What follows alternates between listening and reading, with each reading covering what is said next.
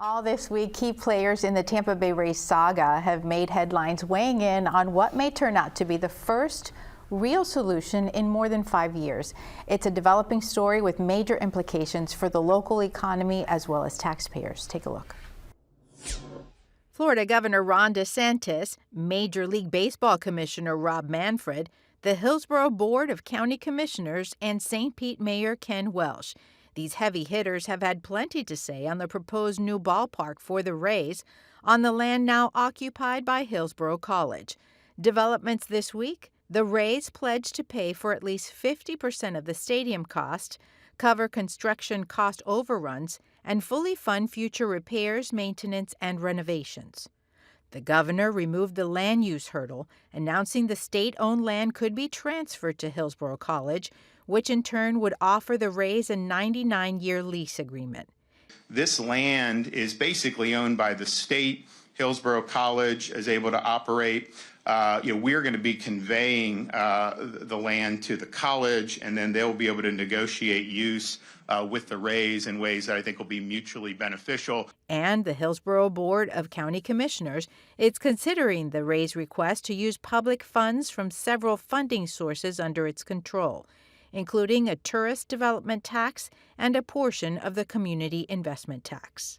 The ballpark is the driver for a generational mixed-use development that will be funded with an overall $8 to $10 billion direct investment by the team. The flurry of activity comes after the January 20th non-binding Memorandum of Understanding approved by Hillsborough College's Board of Trustees and the Rays.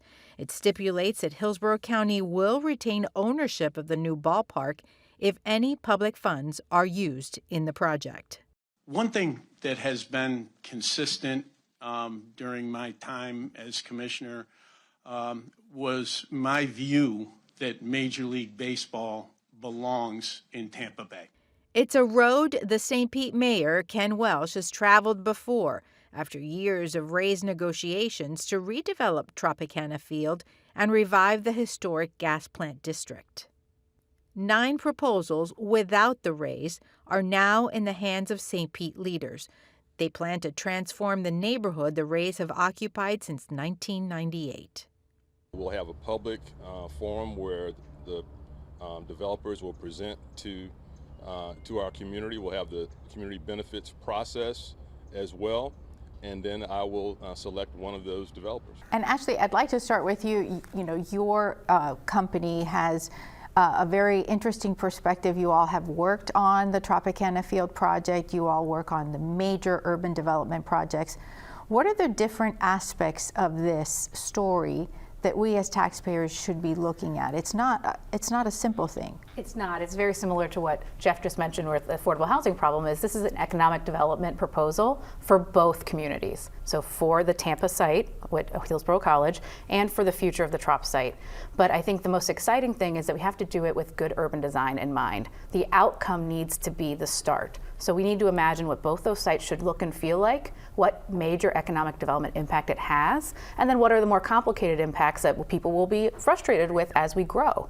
We are becoming a world-class city, and this is a world-class problem. It's a good problem to have, but we know keeping the Rays in Tampa is essential for some of that economic growth. As we're here in the studio, the Rays have just released some images of the proposed ballpark.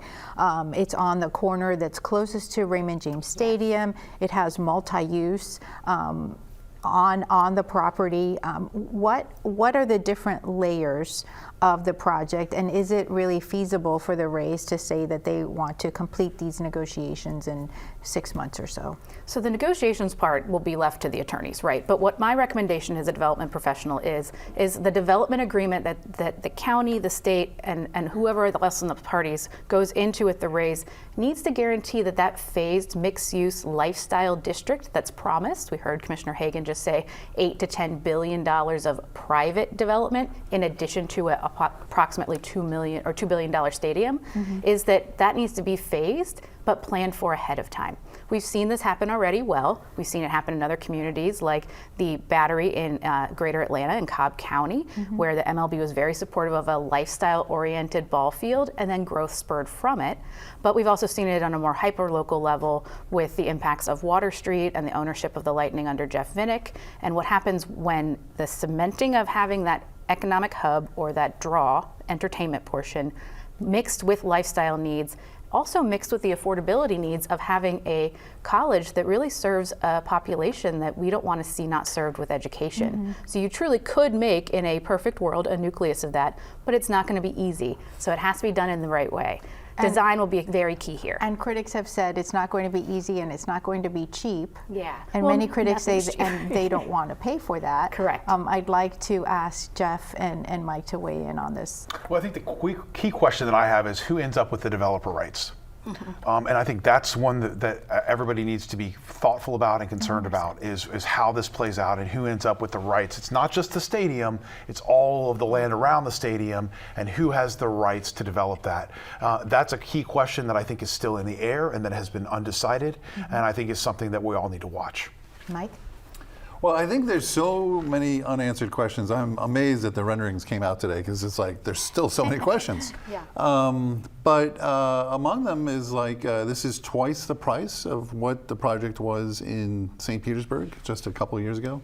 And still no clear sense of where that money is going to come from. Having said that, despite all those unanswered questions, it was a really positive week because the governor was there. I mean, who can remember the last time The commissioner of governor, Major League Baseball coming the down side by commissioner, side with they the were governor? singing off the same songbook, and they were, I mean, I think Charlie Crist was the last governor to come out in support of the stadium back in 2007 when it was in St. Petersburg. But again, this is the governor's last year. I mean, he may be there for the groundbreaking, but he's not going to be there for the ribbon cutting. And that's the point that Yeah. you also have to factor in is like he is a lame duck. This is his last year. And affordability is going to be a big question. This is a governor who has been traditionally against ballparks. And his argument is we shouldn't be spending taxpayer money on ballparks. And the legislature has largely echoed that.